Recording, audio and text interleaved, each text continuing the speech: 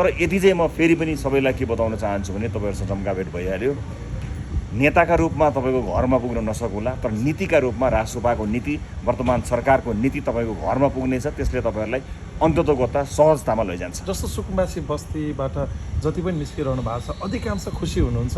अब हामी भूमिहीनहरूले चाहिँ जग्गा पाउने भयो भनेर खुसी हुनुहुन्छ। एउटा कुरा चाहिँ सरकारप्रति नागरिकको विश्वास भयो भने यस्तो वातावरण बन्छ।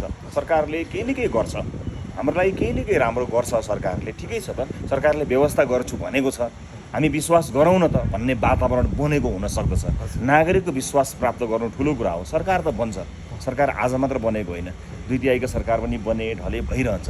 तर जनताको विश्वास भएको सरकार भयो भने नागरिकले पनि कोअपरेट गर्नुहुन्छ, नागरिक पनि सँगसँगै हामी पनि छौँ साथमा भन्नुहुन्छ। अलिकति दुःख त हुन्छ, किनभने परिवर्तनको यो सङ्घारमा, यो ट्रान्जिसनमा चाहिँ कहीँ न कहीँ कतै न कतै अलिकति दुःख त सबैलाई हुन्छ। तर त्यसले दिने नतिजा, भोलिको पुस्ताले पाउने जुन एउटा नतिजा छ, हामीले त एउटा चुनावबाट अर्को चुनाव हेर्ने होइन नि, हामीले त एउटा पुस्ताबाट अर्को पुस्तामा जाने हो।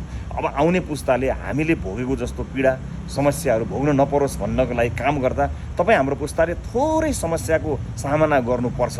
तर यसलाई नियमित प्रक्रिया हो भनेर मानिदियो भने भोलिका लागि, भविष्यका लागि राम्रो हुन्छ। जस्तो मेरो अर्को एउटा